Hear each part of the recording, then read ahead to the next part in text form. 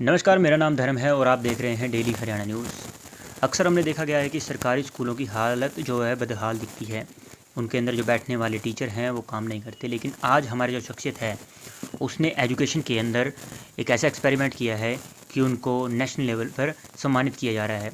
और हरियाणा के लिए गर्व की बात है कि उनको एजुकेशन के अंदर, हिंदी के अंदर एक्सपेरिमेंट के जो कार्य किए गए हैं इनके द्वारा, उसके लिए नेशनल लेवल पर इनको सम्मानित किया जा रहा है। आज हमारे साथ हैं डॉक्टर विजय चावला जी, जो संस्कृत मॉडल स्कूल क्योड़क गांव के अंदर है। कैथल का ज़िला है, क्योड़क गांव है और उसके अंदर कार्यरत हैं। हिंदी के प्राध्यापक हैं, लेक्चरर हैं। उनसे बातचीत करेंगे और समझने की कोशिश करेंगे कि इनको जो national council of education research and training centre है, ट्रेनिंग है, जो इंस्टीट्यूट है देश का सबसे बड़ा NCERT, उसके द्वारा सम्मानित किया जा रहा है। और क्या कुछ इनके द्वारा किया गया है और क्या कुछ इनके जो पिछले कार्य रहे हैं, एक्सपेरिमेंट रहे हैं, उनके बारे में चर्चा करेंगे। नमस्कार सर। नमस्कार राम जी।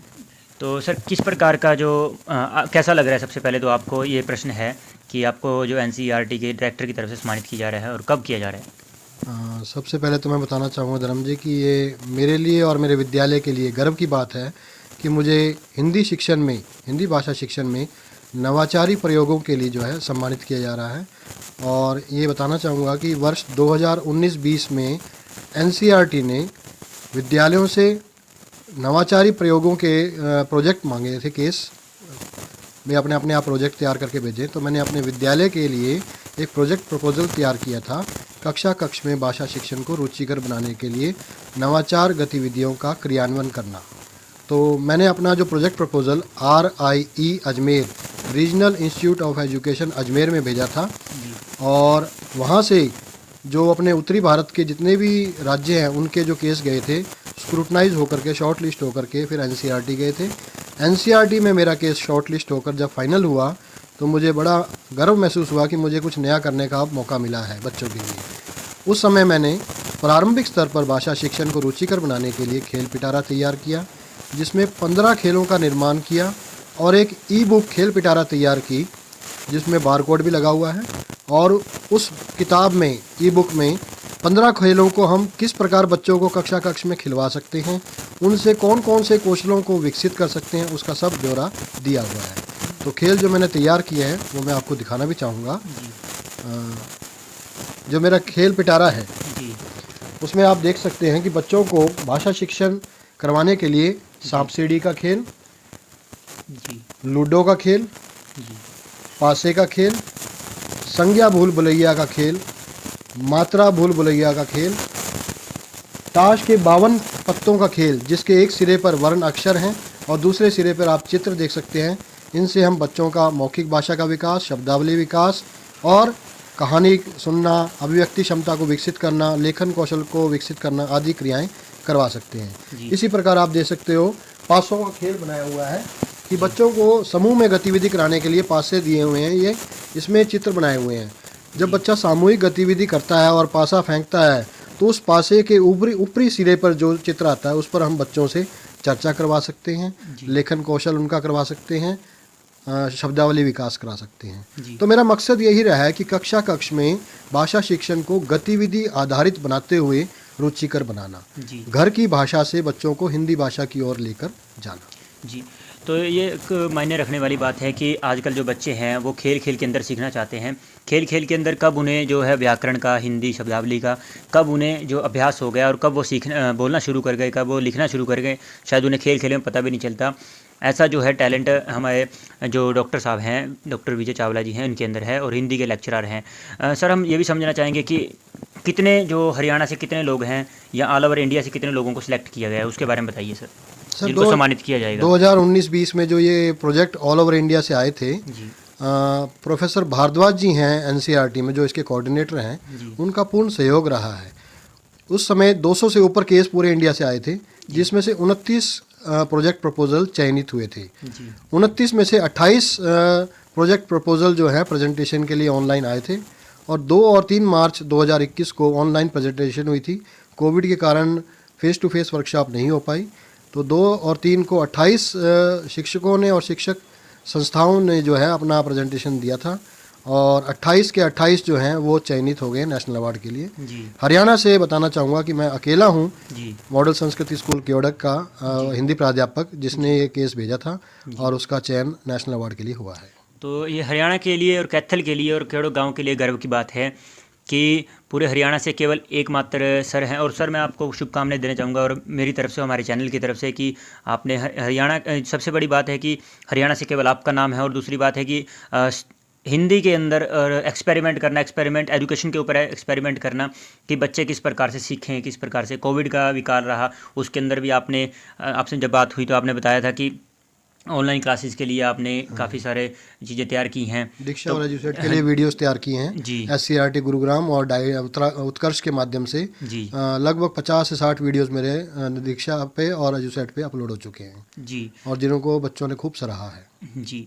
तो सर अगर हम मौजूदा स्थिति की बात करें कि जैसे बच्चे जो बड़े हैं, मान लो जो व्याकरण सीखना चाहते हैं, जो कॉम्पिटिटिव एग्ज़ाम की तैयारी करते हैं, या अदर जो बच्चे छोटे हैं अभी, वो तो उनके लिए जैसे घर पे बैठे हो किस प्रकार से तैयारी कर पाएंगे, ऐसे आपने उनके लिए कुछ किया है या कैसे? जी मैंने सर बताना चाहूँगा कि हिंदी सचित्र ई व्याकरण जी सॉफ्ट कॉपी तैयार की हुई है जी जो सभी के लिए निशुल्क मैंने मुहैया करवाई हुई है। जी फ्री एजुकेशनल साइट्स पर जो है वो अवेलेबल है, बच्चे डाउनलोड कर सकते हैं। जी और कुरुक्षेत्र और कैथल और अन्य राज्यों में नवोदय क्रांति परिवार की ओर से सहयोग से जो है वो निशुल्क बच्चों को और टीचर्स को वितरित की गई और बहुत उसका जो है उसका सकारात्मक परिणाम देखने को मिला है। जी मैं आपको दिखाना चाहूँगा कि ये जो सचित्र व्याकरण है, ये देखिए आप, इसके अंदर मैंने माइंड मैप बनाए हुए हैं। माइंड मैप आप ये देख सकते हैं, समास है, अभिकारी शब्द हैं जैसे। ये माइंड मैप है। जी जी ये माइंड मैप इस तरह की तकनीक है कि बच्चा परीक्षा के दिनों में यदि इस माइंड मैप के माध्यम से अपनी हिंदी व्याकरण की तैयारी करता है तो पल भर में जो है वो अपने हिंदी व्याकरण को याद कर सकता है। जी जी और ये ऑनलाइन फ्री मोड में आप कंप्यूटर पे, लैपटॉप पे, मोबाइल पे बच्चे इसको देख सकते हैं और पढ़ सकते हैं। जी। संज्ञा, सर्वनाम, कारक और समास, वर्ण, काव्य गुण, ये सभी जो सर ने, जैसे इनके आगे जो अलंकार हैं, शब्द शक्ति है, जो इनके भेद हैं, जो इनके भाग हैं, उनके बारे में, जो रस हैं, रस कितने रस हैं, वात्सल्य रस है, रसांत रस है, भक्ति रस है, श्रृंगार रस है। श्रृंगार रस को भी खोल के दिखाया हुआ है, संयोग, मिलना, वियोग, बिछुड़ना। तो ये चीज़ें हैं कि हमें समझने। हास्य रस, जब मैं मतलब हिंदी की स्टडी करता शायद इन चीज़ों के बारे में सिर्फ ऊपर ऊपर का पता था, लेकिन जैसे करुण रस है, करुण रस के अंदर क्या क्या बातें होती हैं। रौद्र रस है, उसके अंदर क्रोध होता है, स्थायी भाव होता है। तो ये सब बातें जो है, जब वीर रस की बात करते हैं, उत्साह है, वीरता का भाव उत्पन्न होता है, ये सब चीज़ें देखिए।